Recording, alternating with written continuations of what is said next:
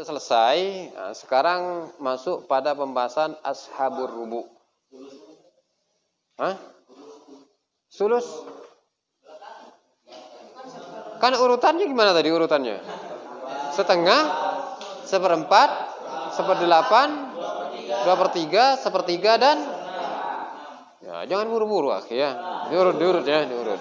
Jangan buru-buru ya. Sekarang ashabur rubu ya. Ashabur rubu ada berapa ini? Dua. Bentar lagi.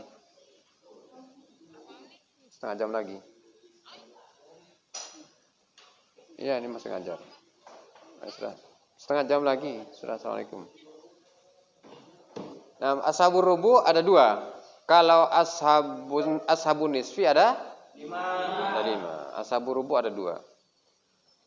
Yang pertama az-zawj. Yang kedua az-zaujah. Jadi ashabur rubu ini terdiri dari suami dan istri. Suami dan istri. Untuk syarat suami ya.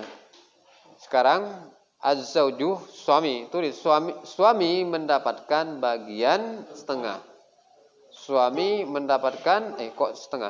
Suami mendapatkan bagian seperempat dengan syarat mayit yang meninggal memiliki keturunan ya.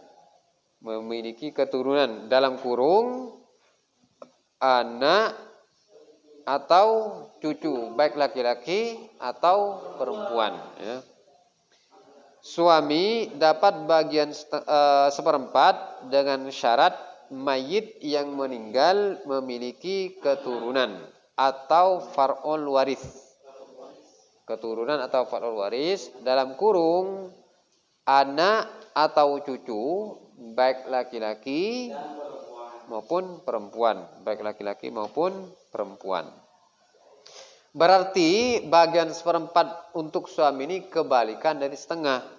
Yang setengah tadi syaratnya mayit yang meninggal tidak memiliki keturunan gitu ya.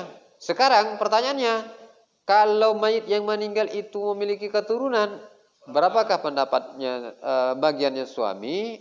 Bagian suami seperempat ya. So jelas? Faham dong? Are you understand? Nah, kita lanjut ke az-zaujah ya, lanjut ke az-zaujah. Az-zaujah istri ya.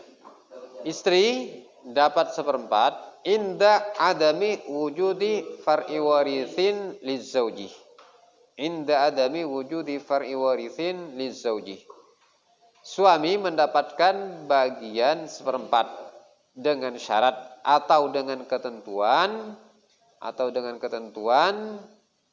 mayit yang meninggal atau suaminya, mayit yang meninggal tidak memiliki keturunan atau far'ul waris bahasa Arabnya ya. Suami dapat bagian seperempat dengan ketentuan mayit yang meninggal atau suaminya ya, atau suaminya tidak memiliki keturunan dalam kurung anak laki-laki atau anak atau cucu baik laki-laki atau perempuan gitu ya. Detailnya seperti itu ya. Dalam kurung anak atau cucu baik laki-laki atau perempuan. Maksudnya mayit yang meninggal itu tidak memiliki anak laki-laki kah perempuan, tidak juga memiliki cucu baik laki-laki atau perempuan gitu ya. Di sini sawa'an kana hadzal far'ul waris minha aw min ghairiha. Sama saja keturunan ini darinya, keturunan dari sama nih, dari suaminya atau dari yang lainnya gitu ya. Untuk apa tadi? Untuk istri mendapatkan bagian seperempat dengan ketentuan tadi yang meninggal atau suaminya tidak memiliki keturunan. Bukan intinya tidak memiliki keturunan, bisa dipahami. Jadi ketika dia meninggal, suaminya ini tidak ada anaknya. Entah punya anak sebelumnya tapi sudah meninggal. Atau memang bisa saja gitu ya, bisa saja suami yang meninggal ini tidak misalnya dia beristri 2 kali gitu ya. Dengan istri yang pertama punya anak tapi sudah meninggal. Jadi dikategorikan sudah tidak ada anaknya kan? Atau juga dengan istri berikutnya. Dia baru menikah gitu ya. Nah, katakanlah begini. Seorang suami yang meninggal ini pernah menikah. Sudah punya anak gitu ya. Anaknya 1, gitu ya, anaknya 1. Ternyata dia meninggal. Kemudian juga istrinya meninggal, ya. Anak dan istri meninggal. Kemudian dia beristri lagi. Bisa dipahami? Kemudian si suami ini beristri lagi. Setelah dia beristri, ya, kurang lebih setengah tahun masih belum dikaruni anak, masih belum hamil juga istrinya, tiba-tiba dia meninggal.